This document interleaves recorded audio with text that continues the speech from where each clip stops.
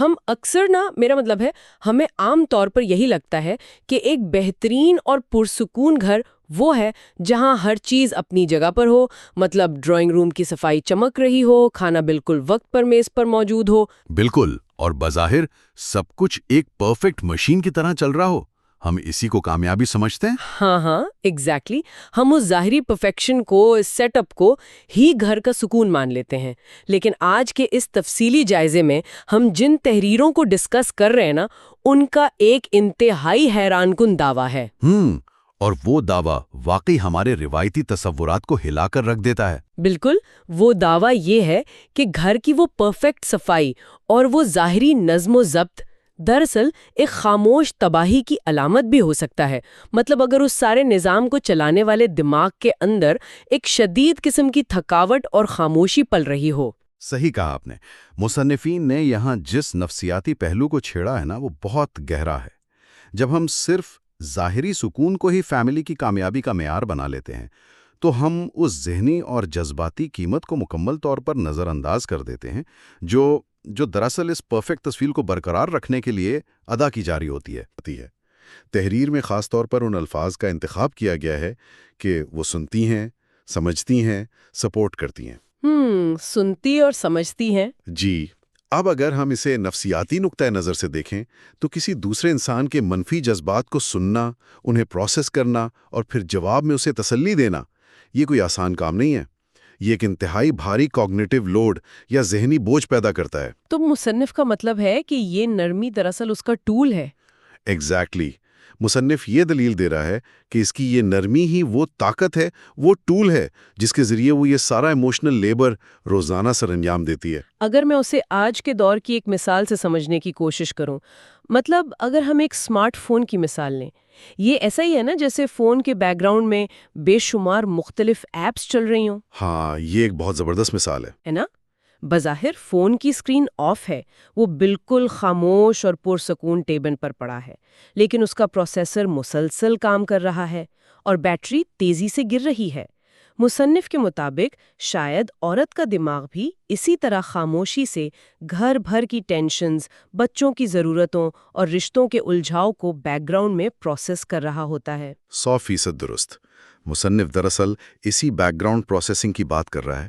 جب تحریر یہ کہتی ہے کہ وہ فیملی کی سپورٹ کرتی ہے تو اس کا مطلب صرف یہ تھوڑی ہے کہ کپڑے دھو دیے یا کھانا بنا دیا۔ بالکل، وہ تو فزیکل ٹاسک ہو گئے۔ ہاں، اس کا مطلب یہ ہے کہ وہ یہ بھی یاد رکھتی ہے کہ کس بچے کا موڈ آج صبح سے کیوں خراب ہے، شوہر کے دفتر میں کیا مسائل چل رہے ہیں، اور کل کس رشتہ دار کو فون کر کے اس کی خیریت دریافت کرنی ہے تاکہ رشتے جڑے رہیں۔ تو یہ جو سارا جذباتی ڈیٹا ہے، اسے مسلسل پروسیس کرنا ہی وہ اصل بوجھ ہے جس کا ذکر تحریر میں کیا گیا ہے؟ بالکل، اور یہ ڈیٹا ہر وقت اپ ڈیٹ ہو رہا ہوتا ہے، اسی لیے پروسیسر کبھی بند نہیں ہوتا۔ اور دیکھیں، جب ایک مرد کام سے گھر آتا ہے تو اکثر اس کی توقع یہ ہوتی ہے کہ اب اس کا دباؤ کم ہو جائے گا، وہ ریلیکس کرے گا۔ لیکن عورت کے لیے وہ گھر ہی دراصل اس کا ورک پلیس ہے، جہاں اس کا ایموشنل لیبر مسلسل جاری ہے۔ مصنف کا فوکس اس خاص قسم کی تھکاوٹ پر ہے جو مسلسل دوسروں کے جذبات کو ریگولیٹ کرنے سے پیدا ہوتی ہے۔ یہاں یہ بات بہت ہی دلچسپ ہو جاتی ہے، یعنی تحریر جس تھکاوٹ کی بات کر رہی ہے وہ جسمانی کم اور جذباتی زیادہ ہے۔ تحریر میں خاص طور پر ان تصورات کا ذکر ہے کہ مائنڈ تھکا ہوا ہو اور ایموشنز دبے ہوئے ہوں۔ ہاں، اور یہ دونوں چیزیں ایک ساتھ چلتی ہیں۔ تو کیا مصنف کے مطابق یہ دبے ہوئے جذبات اس جسمانی تھکاوٹ سے زیادہ خطرناک ہیں جو سارا دن کام کرنے سے ہوتی ہے؟ بالکل، مصنف یہاں ایک بہت واضح لکیر کھینچ رہا ہے۔ جسمانی تھکاوٹ کا علاج تو بہت سادہ ہے نا، آپ کچھ گھنٹے سو لیں، تھوڑا آرام کر لیں تو جسم دوبارہ تازہ دم ہو جاتا ہے۔ صحیح بات ہے۔ لیکن جذباتی تھکاوٹ نیند سے ختم نہیں ہوتی۔ تحریر یہ بتاتی ہے کہ جب وہ مسلسل سنتی اور سمجھتی ہے لیکن اس کی اپنی بات کو کوئی نہیں سنتا، مطلب کوئی آؤٹ لیٹ نہیں ہے، تو ایک خلا پیدا ہوتا ہے۔ تو پھر وہ ان جذبات کا کرتی کیا ہے؟ انسان کی نفسیات یہ ہے کہ وہ جذبات کو غائب تو نہیں کر سکتا نا، وہ صرف انہیں دبا سکتا ہے۔ جب غصہ، مایوسی یا تھکاوٹ کا اظہار کرنے کی کوئی جگہ نہیں ملتی تو وہ جذبات لاشعور میں دبتے چلے جاتے ہیں۔ تو وہ اندر ہی اندر جمع ہوتے رہتے ہیں۔ جی، جب جذبات دبائے جاتے ہیں تو وہ اکثر پیسیو ایگریشن، چڑچڑے پن یا ایک عجیب سی جذباتی دوری کی شکل میں باہر نکلتے ہیں۔ کہ جب تک ایک عورت خوش اور سکون میں نہیں ہوگی وہ ایک خوش گھر نہیں بنا سکتی۔ تحریر کے مطابق یہ احساس کہ میری بات کو اہمیت دی جا رہی ہے اور میرے وجود کو تسلیم کیا جا رہا ہے، یہی وہ عمل ہے جو ان جذبات کو دبنے سے روکتا ہے۔ جب روزانہ کی بنیاد پر تھوڑی سی بھاپ نکلتی رہتی ہے نا، تو اندر کوئی خطرناک دباؤ پیدا نہیں ہوتا۔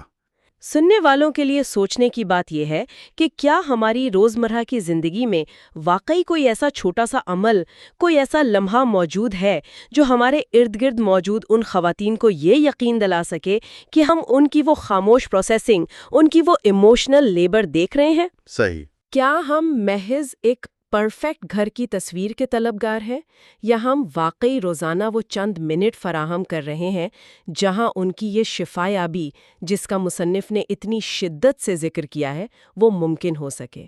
یہ وہ سوال ہے جس کا جواب شاید ہمیں کسی کتاب میں نہیں بلکہ اپنے ہی گھر کے ماحول میں تلاش کرنا ہوگا۔ آج کے اس تفصیلی جائزے میں ہمارے ساتھ شامل ہونے کا بہت شکریہ۔